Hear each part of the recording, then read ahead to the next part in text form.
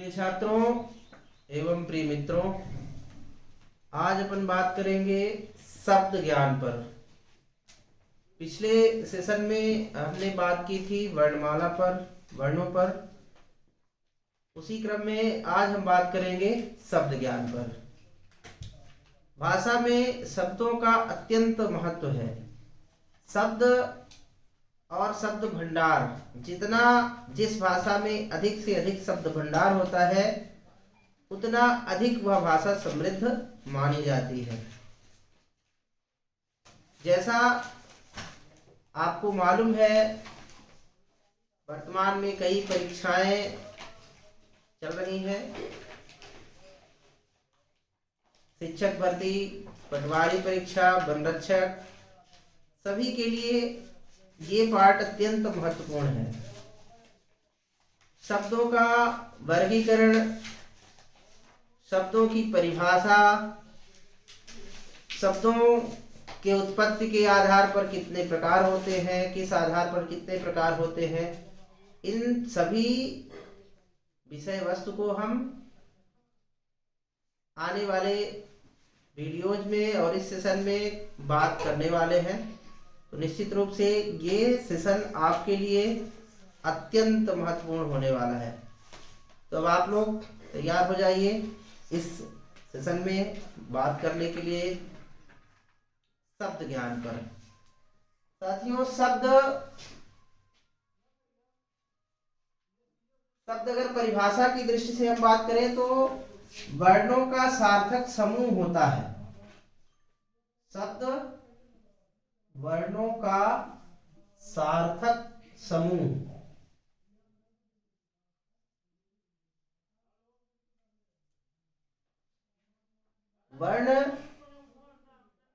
वर्णमाला में जो वर्णों का क्रम है, वर्णमाला की बात, वर्णों की बात हमने पिछले वीडियोज में की है। तो सभी भाषा में अपनी वर्णमाला होती है, उनका वर्ण होता है। वर्णों से ही शब्दों का निर्माण होता है। तो वर्णों के सार्थक समूह को, वर्णों के सार्थक ग्रुप को हम शब्द कहते हैं। कई बार ऐसा भी होता है कि एक वर्ण भी शब्द के रूप में प्रयोग किया जाता है, पर यह स्थिति वाक्य में होती है। वाक्य के इतर जब हम होते हैं तो वर्ण शब्द के रूप में नहीं पहचाने जाते, अपितु वर्णों के सार्थक समूह को, इसमें दो या दो से अधिक वर्ण हो सकते हैं। इसे आप ऐसा भी नोट कर सकते हैं, दो या दो से अधिक, दो या दो से अधिक वर्णों का सार्थक समूह शब्द है। इस तरह से ये शब्द की परिभाषा है। अब इसके अगर हम भेद की बात करें, प्रकार की बात करें, तो शब्दों के प्रकार कुछ आधारों के अनुरूप किया जाता है। शब्दों का भेद, शब्दों का प्रकार कुछ निश्चित आधार है। वैसे कई बार ऐसा भी मिलता है कि दो प्रकार पहले बता दिया जाता है, सार्थक शब्द और निरर्थक शब्द, फिर सार्थक शब्द की चर्चा की जाती है। लेकिन आप इसे सीधे तौर पर समझिए, विभिन्न आधारों पर शब्द के भेद किए जाते हैं। उनमें मैं उसे एक पहले सारणीबद्ध आपको बता देता हूं, फिर उन पर एक एक करके चर्चा करता हूं। जैसे शब्द भेद,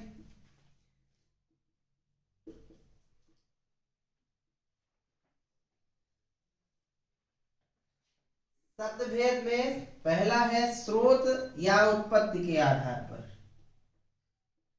स्रोत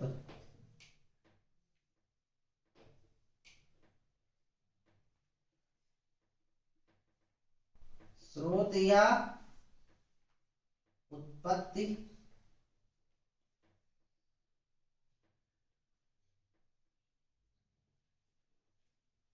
उत्पत्ति के आधार पर।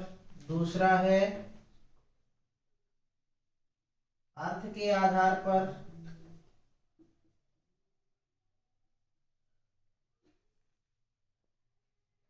तीसरा है प्रयोग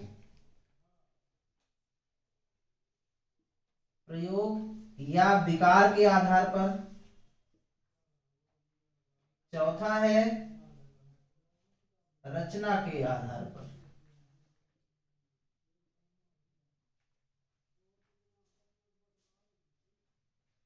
शब्दों के मुख्य रूप से जो भेद है वो 4 आधारों पर किए जाते हैं।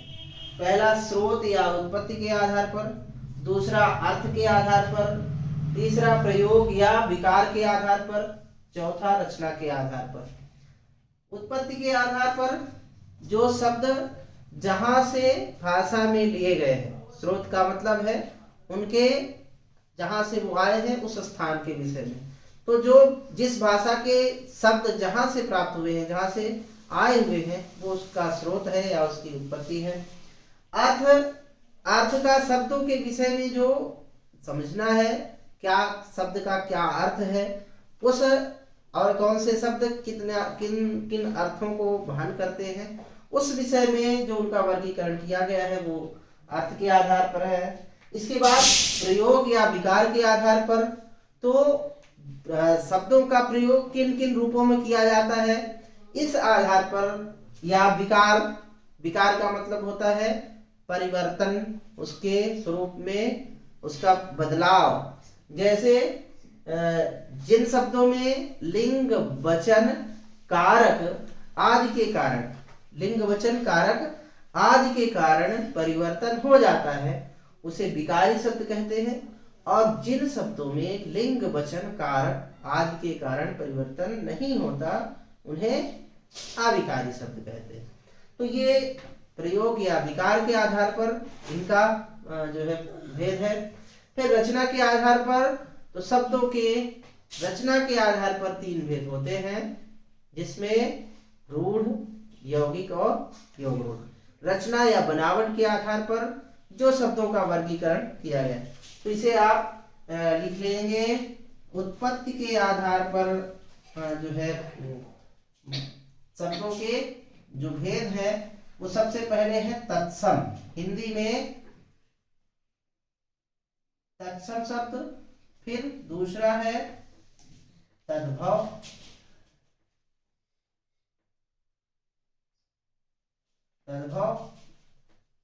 तीसरा है देशज,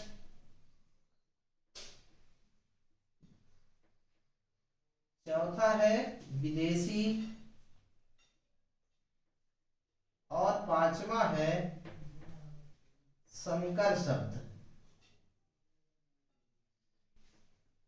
स्रोत या उत्पत्ति के आधार पर 5 भेद किए जाते हैं शब्दों के, जिनमें पहला तत्सम शब्द है।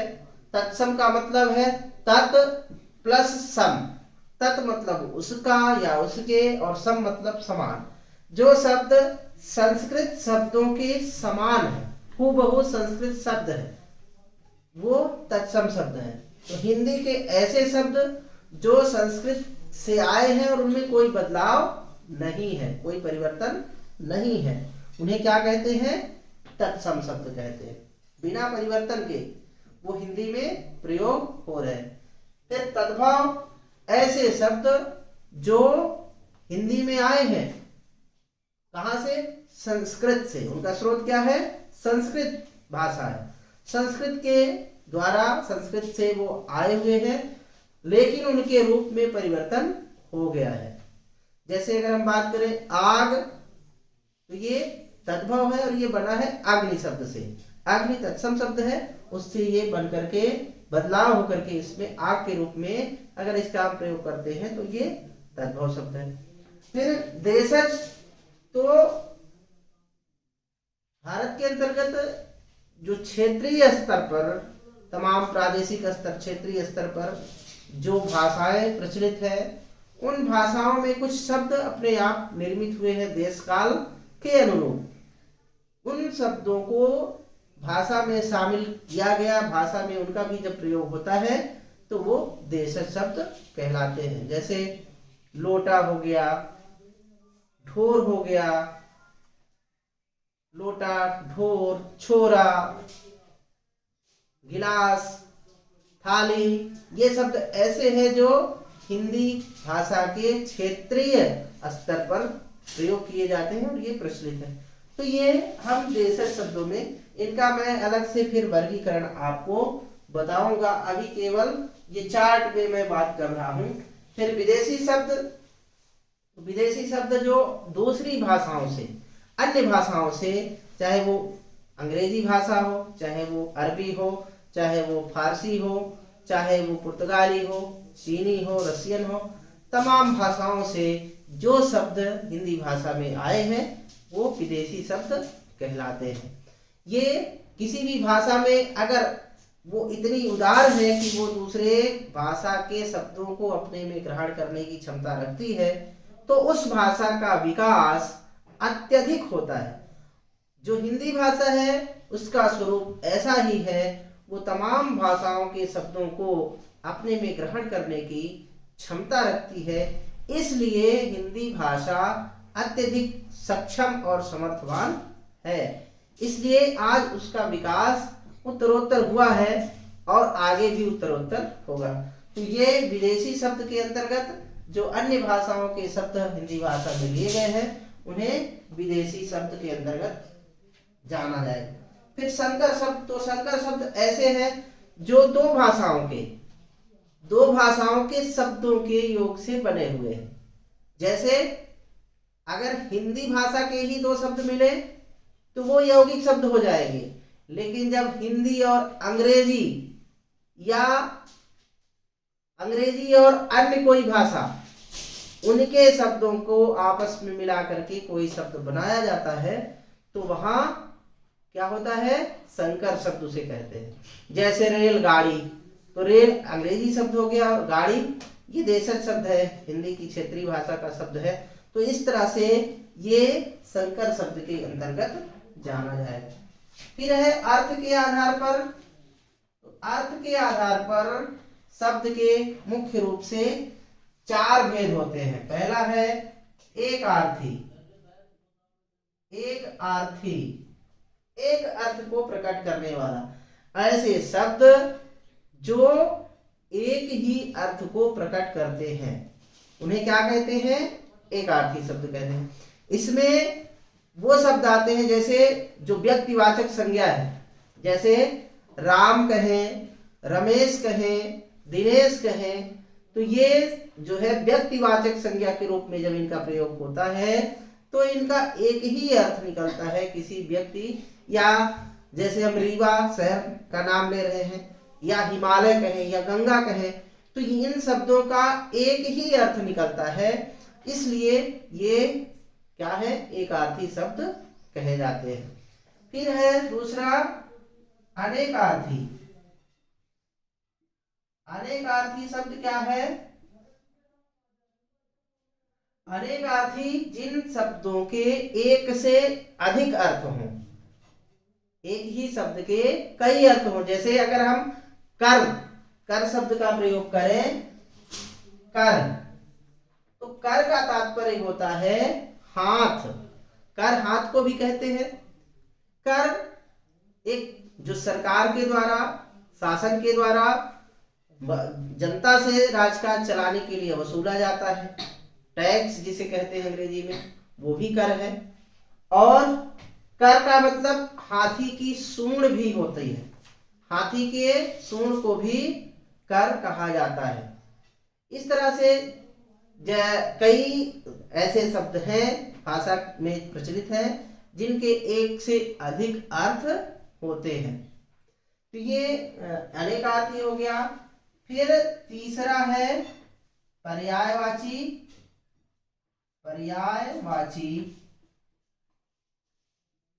या इसको हम समानार्थी भी कहते हैं, समानार्थी। तो ऐसे शब्द जिनके कई अर्थ हों, ऐसे शब्द जो है समान अर्थ प्रकट करते हैं, ऐसे शब्द जो समान अर्थ, एक जैसे अर्थ प्रकट करते हैं, उन्हें पर्यायवाची या समानार्थी शब्द कहते हैं। जैसे जल, तो जल के कई नाम हैं, जल जैसे जल हो गया, पानी हो गया, नीर हो गया, वारी हो गया, अम्ब हो गया, तोय हो, तो ये कई ऐसे शब्द हैं जो जल के लिए प्रचलित है। इसी तरह से आकाश के लिए आकाश है, शून्य है, अंबर है।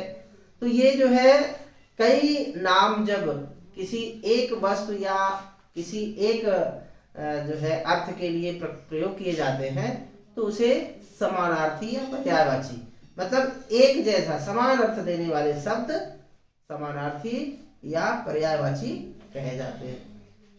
फिर इसके बाद इसमें है चौथा विलोम।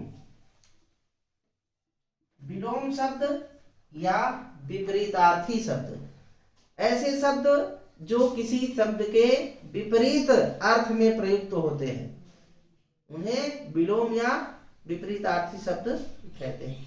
जैसे रात, रात या रात्रि, तो रात्रि का विलोम विपरीतार्थी दिवस, रात का दिन। जैसे अगर हम तत्सम शब्द, इसमें ये ध्यान रखा जाता है कि यदि तत्सम शब्द का प्रयोग हो रहा है तो उसका विलोम भी तत्सम शब्द होना चाहिए। उसका विलोम हम तत्सम का तत्सम रखेंगे, तत्सम का तद्भव नहीं होगा। नहीं तो वो ऐसे प्रश्न आते हैं प्रतियोगी परीक्षाओं में, तो कई बार उसको लोग भ्रमित होके गलत ऑप्शन चूज कर लेते हैं। लेकिन ये ध्यान रखना इसमें कि हमें जो तत्सम शब्द का अगर विपरीतार्थी पूछा गया है, विलोम पूछा गया है, तो हमें उसके विलोम में तत्सम शब्द को ही लिखना है। तो ये हो गया आकाश का पृथ्वी हो गया, जल का अग्नि हो गया, पानी का आग हो गया। तो जो विपरीत अर्थ देते हैं उन्हें हम विलोम शब्द कहते हैं। इसके बाद है प्रयोग या विकार के आधार पर। तो प्रयोग या विकार के आधार पर मुख्य रूप से शब्दों के दो भेद होते हैं। एक होता है विकारी, विकारी शब्द, और दूसरा होता है अविकारी। लेकिन विकारी शब्द में जो मुख्य रूप से इसके अंतर्गत शब्दों को पढ़ा जाता है उनमें आता है संज्ञा, फिर सर्वनाम, संज्ञा सर्वनाम, फिर क्रिया और फिर विशेषण। संज्ञा, सर्वनाम, क्रिया और विशेषण, ये चार बिंदु, चार विषय विकारी शब्द के अंतर्गत आते हैं। इसमें चार प्रकार के शब्द विकारी शब्दों में शामिल किए जाते हैं: संज्ञा, सर्वनाम, क्रिया और विशेषण। तो विकारी शब्द की परिभाषा हमने पहले अभी बताई कि ऐसे शब्द जिनमें लिंग, वचन, कारक आदि के कारण परिवर्तन हो जाता है उन्हें विकारी शब्द कहते हैं। जैसे अगर हम जो है संज्ञा में कोई शब्द कहें तो शहर है, जातिवाचक संज्ञा शहर है, शहर को हम शहरी कह सकते हैं, उसमें परिवर्तन हो जाता है। या क्रिया जैसे है जाना, तो जाना क्रिया हो गई, इसमें हम जाता भी कहते हैं, जाति भी कहते हैं। तो ये लिंग के आधार पर उसमें परिवर्तन हो जाता है। वचन के आधार पर भी परिवर्तन हो जाता है, रहा, रहे, रहे, है ना। तो ये जो है रहा, रही, रहे, और इस तरह से जो शब्द हैं उनमें परिवर्तन होता है। तो ये विकारी शब्दों के अंतर्गत आते हैं। और इसी में जो दूसरा है वो है अविकारी शब्द। दूसरा अविकारी शब्द है और इसके अंतर्गत भी चार इसके प्रकार हैं, चार बिंदु इसमें है, जिनमें क्रिया विशेषण, क्रिया विशेषण, संबंध बोधक, संबंध बोधक, समुच्चय बोधक, समुच्चय बोधक, समुच्चय बोधक एवं विस्मयादि बोधक।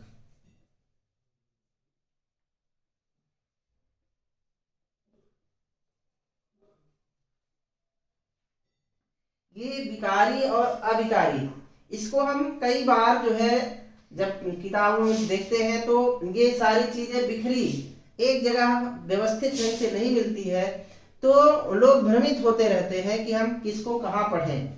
तो ये हम आपको बता रहे हैं संज्ञा, सर्वनाम, क्रिया और विशेषण, क्रिया विशेषण, संबंध बोधक, समुच्चय बोधक और विस्मयादि बोधक, ये सभी शब्दों के प्रकार हैं। और ये एक जगह आप इसको व्यवस्थित ढंग से नोट्स बना करके और अपने जो है समझ में बैठा के इसको इस तरह से पढ़ेंगे तो आप भ्रमित नहीं होंगे। जैसे अंग्रेजी में आप पार्ट्स ऑफ स्पीच पढ़ते हैं तो उसमें शब्द के भेद के अंतर्गत संज्ञा, सर्वनाम, noun, pronoun, adjective, adverb, verb, ये सब चीजें एक साथ आप पढ़ते हैं। उसी प्रकार से ये शब्द के अंतर्गत का ही एक वो है विकारी और अविकारी के अंतर्गत इनको पढ़ा जाता है। तो ये आप इसको सरलता से समझ सकते हैं। फिर इसके बाद है रचना के आधार पर। तो रचना के आधार पर भी शब्दों के 3 भेद होते हैं, जिसमें रूढ़ हो गया, दूसरा यौगिक हो गया और तीसरा हो गया योग रूढ़। रूढ़ शब्द, यौगिक शब्द और योग रूढ़, ये 3 प्रकार रचना या बनावट के आधार पर शब्दों के भेद होते हैं। जिसमें रूढ़ का अर्थ है कि जो किसी विशेष शब्द में रूढ़ हो, किसी विशेष अर्थ में रूढ़ हो। और इसका अगर हम इन शब्दों के अगर हम इनको अलग करें, टुकड़े करें, तो जब वो जो टुकड़े होते हैं उनका कोई अर्थ नहीं निकलता है। तो ऐसे जो है शब्द जो 2 वर्णों से या अधिक वर्णों से, 2 या अधिक वर्णों से निर्मित होते हैं, किसी विशेष अर्थ में वो प्रयुक्त होते हैं, उनका अर्थ रूढ़ होता है। लेकिन उनके अगर टुकड़े किए जाए तो उनका कोई अर्थ ना निकले, तो ये रूढ़ शब्द कहलाते हैं। और ये यौगिक शब्द जो 2 शब्दों के योग से बना हो, 2 शब्दों के योग से बना, जैसे विद्या और आलय 2 शब्द हो गए, विद्या और आलय, इनको हमने एक साथ कर दिया तो विद्यालय हो गया, तो ये यौगिक शब्द हो गया। रसोई और घर अलग अलग शब्द है, इनको हमने एक साथ जोड़ दिया तो ये यौगिक शब्द हो गया। तो ये इनके हम टुकड़े करते हैं तब भी इनका अर्थ रहता है, और टुकड़े नहीं करते हैं तो भी इनको जोड़ देते हैं तो ये यौगिक शब्द बन जाते हैं। इस प्रकार से ये यौगिक शब्द है। अगर हम पानी शब्द का प्रयोग करें तो पानी को अगर हम अलग अलग करें, पा और नी, तो इनका कोई अर्थ नहीं निकलता है। तो इस तरह से ये रूढ़ शब्द और यौगिक शब्द को समझना है। इसके बाद हम देखते हैं योग रूढ़ शब्द को। तो योग रूढ़ क्या है? ऐसे यौगिक शब्द, ऐसे यौगिक शब्द जो किसी विशेष अर्थ में रूढ़ हो, ऐसे यौगिक शब्द जिसका कोई विशेष अर्थ हो। सामान्य रूप से तो वो दूसरा अर्थ है, उसका सामान्य अर्थ उसका नहीं निकल सकता है, तो हम सामान्य अर्थ लेंगे तो उसका दूसरा अर्थ रहेगा। लेकिन अगर उसको हम विशेष अर्थ में जब देखेंगे तो उसका अलग अर्थ रहता है। इसमें विशेष रूप से जब हम बहुब्रीहि समास में जैसे अन्य अर्थ लिया जाता है, वैसे ही योग रूढ़ में भी अन्य अर्थ लिया जाता है। तो ये हमको ध्यान रखना है। जैसे पंकज, तो ये पंक और जा, पंक और जा ये 2 शब्दों से बना हुआ है। जा का मतलब है जन्म और पंक मतलब कीचड़, जो कीचड़ में जन्मता हो, कीचड़ में पैदा होता हो। तो यहाँ पर इसका ये कीचड़ में पैदा होने वाला ये अर्थ ना लेकर के कमल अर्थ लिया जाता है, जो उसमें पैदा होता है उसे कमल कहते हैं। तो ये तीसरा अर्थ उसका लिया जाता है। तो इस तरह से चाहे लंबोदर, लंबोदर भी क्या है? लंबा है जिसका उदर, तो यहाँ पे गणेश जी के लिए ये शब्द प्रयोग किया जाता है। तो इस तरह से हम देखते हैं कि जो विशिष्ट अर्थ में, ऐसे यौगिक शब्द जो विशिष्ट अर्थ में प्रयुक्त होते हैं उन्हें योग रूढ़ शब्द कहते हैं। तो इस तरह से हमने इन सभी शब्द भेद को, शब्दों के भेद को हमने 4 आधारों पर आपको संक्षिप्त जानकारी दी है। अब इनका वर्गीकरण हम अलग अलग से आपको एक एक सभी का परिचय व्यवस्थित रूप से आपको आगे के वीडियो में बताएंगे। अभी इस वीडियो में आपको इतनी जानकारी आप व्यवस्थित ढंग से इसका अध्ययन करें और अपने नोट्स नोट्स बनाते हुए इस टॉपिक को, इस विषय को अच्छे से तर्कसंगत तरीके से आप अपनी तैयारी करें। धन्यवाद। जय हिंद।